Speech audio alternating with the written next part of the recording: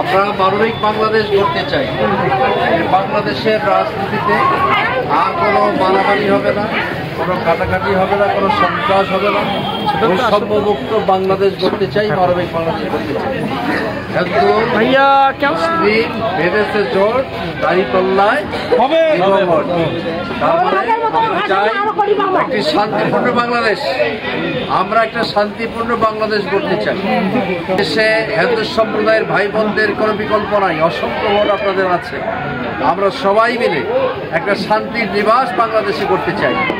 আর যাতে কোনো মারামারি না হয়, রাজনীতি কোনো কাটাকাটি না হয়, একটি শান্তিপূর্ণ নিবাস বাংলাদেশে তৈরি থাকুন।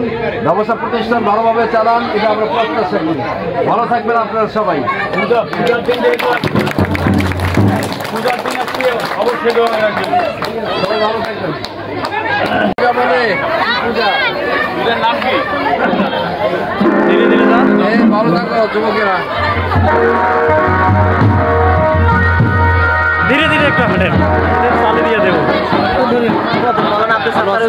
দাদা দোয়া চাই খাস করে আপনাদের পূজা পর্বণ সাথে ভালো হবে। বুঝতে পারছেন? কেমন না ফিরে গেল।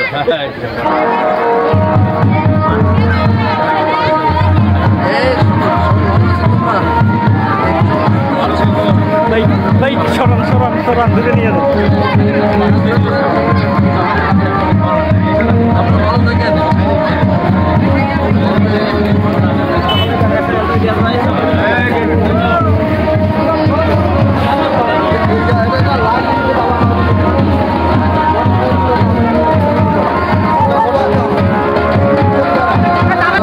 শরীরকে সুগঠিত করতে হবে, তাই না?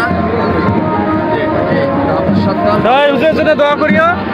মৌলানা আব্দুল সাত্তার ডোমা টিমলার এমপি প্রার্থী দাঁড়িপাল্লা।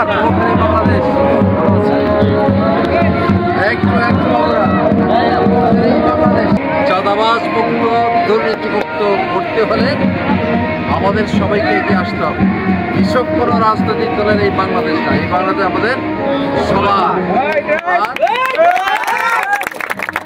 হিন্দু মুসলিম বেঁধেছে জোর, সবাই মিলে দাঁড়িপাল্লায় দিব।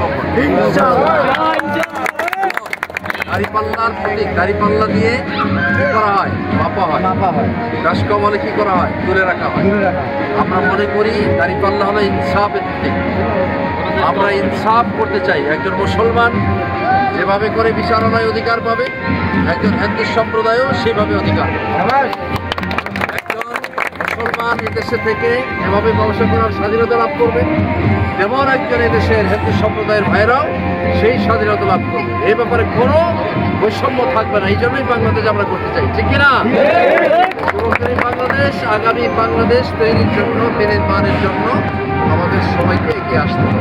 ঠিক আছে? আল্লাহ হাফেজ।